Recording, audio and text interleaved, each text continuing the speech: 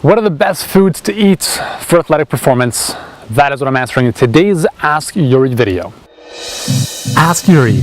You've got a health and fitness question? I've got an answer. All right, guys, I've got a question from Daniel who posted this on my Facebook page. He wants to know what are the best foods to eat for improving athletic performance and what times should they be eaten? Well, it's a complicated question to answer, but essentially my answer would be, what are the foods that best energize your body? Because as an athlete, if you don't have the energy, you're really not going to perform. So you're going to want to consider a couple different facets here. Energy in the sense of not necessarily just muscle glycogen like carbohydrates, but thinking about how you feel energetically. You don't want to feel sluggish, you don't want to have heavy legs, right? So the foods to eat to feel just great overall are very important. So I really encourage athletes to think about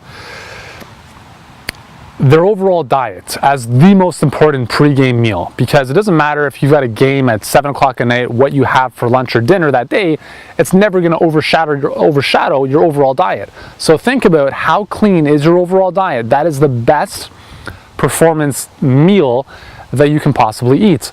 For me personally, when I was playing soccer, most of my diet for, again, this is like for 20 years, guys, like really bad food. Maybe not 20 years, 15 years, because when I was a kid, I wasn't eating this stuff. But breads, pasta, cereals, bagels, cheese, all that kind of garbage, that was my diet. I didn't really feel good. I'm amazed that I was still able to play professional soccer considering that garbage. And the problem with that stuff is that it's very inflammatory. It causes a lot of just blah type of feelings in our body, and it doesn't energize us. Okay. Nowadays, if I had known what I know now back, 15 years ago when I was playing soccer at that level, I think it would have been a little bit better for me.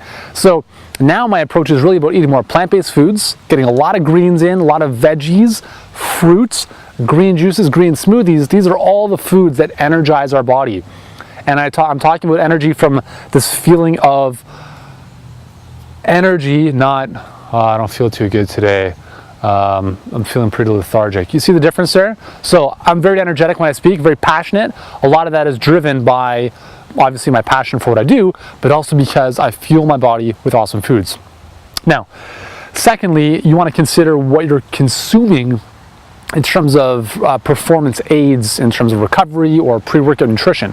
So when you work out or when you're playing a game, you want to consider that you're burning a lot of fuel, a lot of carbohydrates mainly as your fuel source. So it's like driving a car from A to B. You need to refuel, you need to fill up the gas tank afterwards. So your muscles contain stored carbohydrates known as glycogen.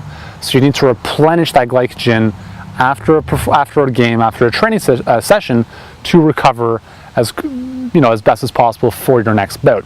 So things like carbohydrates, good carbohydrates, like sweet potatoes, starchy vegetables, right, like beets, parsnips, carrots, those are all really good sources of kind of starchier carbohydrates.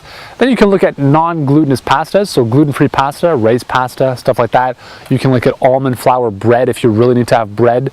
There's a whole world outside of the traditional pasta and bread for athletes, and that's really what I want to get you to consider with that stuff. So hopefully that answers your question. Again, this is a whole world of mystery with respect to most people's knowledge. So if you have any other questions with respect to this stuff, join me over at Facebook, and you can post your question there, and I'll be happy to create another video for you in the near future.